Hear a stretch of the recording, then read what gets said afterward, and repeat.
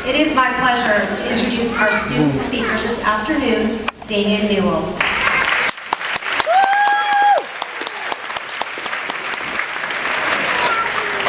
We asked individuals on campus to provide some words about Damien, and he was described as a hardworking student who is dedicated not only to his own success, but also the success of his fellow classmates, as he often volunteers his time at the Learning Center without compensation. One instructor commented that Damien is a leader who does not let hardship keep him down. He has overcome a lot in his life, yet Damien has done so much to accomplish his goals, both academically and professionally. Damien exemplifies the many great qualities of a Rasmussen College graduate, and he has been a great role model for our students. It is my pleasure to introduce our graduate speaker, Mr. Damien Newell.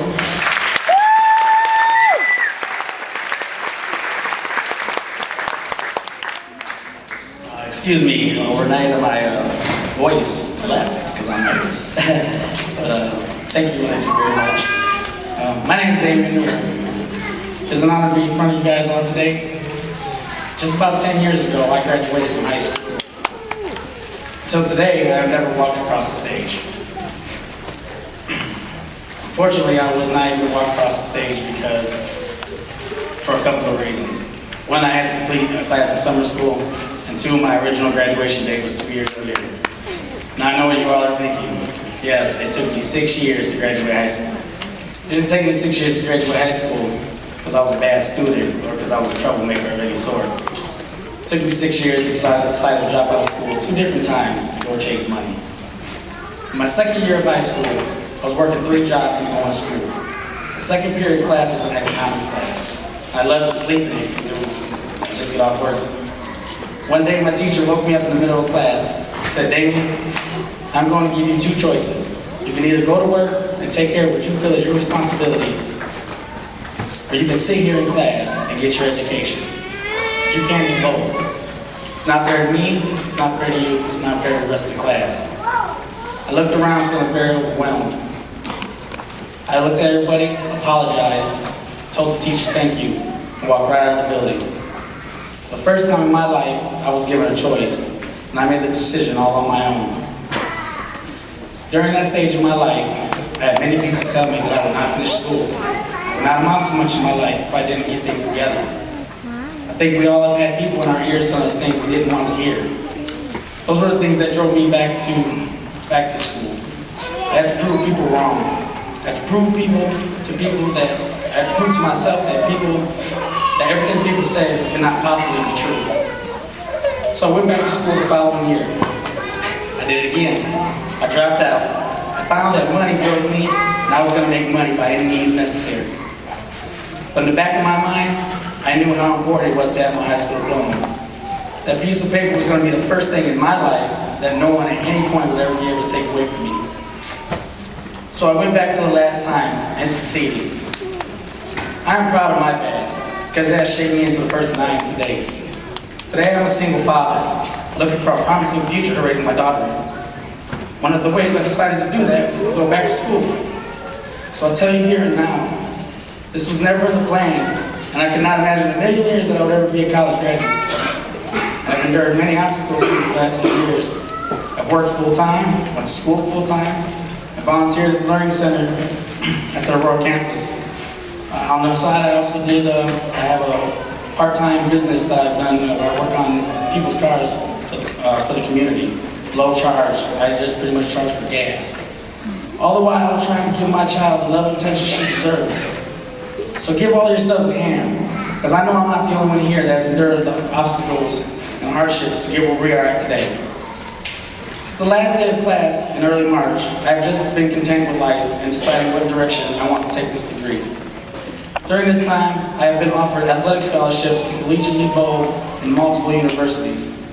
I have been bowling for 17 years, and it has always been a goal to attempt to be a part of the Professional Bowling Association. Even though it is a dream of mine, I have other responsibilities.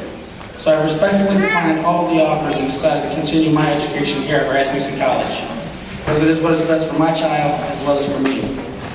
I'm not giving up on my dream. I'm just paving the way to let my daughter's dream start to blossom. I'm a person that has never taken the easy road in life. there's a challenge, I'm there to conquer it. So today I tell you, I do not know what the future holds.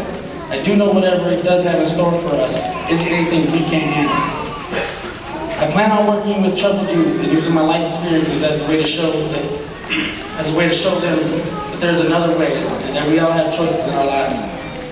And I do plan on attempting to go professional in bowling, and I do plan on raising my child to the best of my ability. These are my goals, and I have been honored to be selected to share these with me with all of you. I wish you all the best of luck in all your future endeavors. I thank everyone that has supported me throughout this accomplishment. I'm not sure the message I have relayed here today is the message that needed to be heard, but I do hope that it has impacted your thoughts about the things you can and cannot do in your life. I am a living example that we can do anything we want. I always like to end things with quotes. I found this one on a sign when I was 14, and I've lived by it and interpreted it in many different ways, and I hope you all may be able to apply it to your lives as well. What you see mainly depends on what you look for. This quote came from a man by the name of Sir John Loving. Believe me, I Googled it. Throughout the day, continually ask yourself about your underlying motivation. Why are you doing what you are doing? Is it for selfish, manipulative, or fearful reasons? Is it for honest service with integrity? Maybe you'll discover that you don't know. Perhaps you will see that much of your activity lacks purpose. This is a great way to become more conscious. Your intentions and motives are fundamental to the results you will receive. To me, I think it means that if you want to own a business, be a nurse, or maybe a law enforcement officer, then you will be those things. So set high intentions, and your life will blossom because your options are limitless. Oliver Wendell Holmes said, "The great thing in the world is not so much where we stand, as in what direction we are moving." So today I want to say congratulations, class of 2012. It is time for you to start another chapter in your life. Thank you.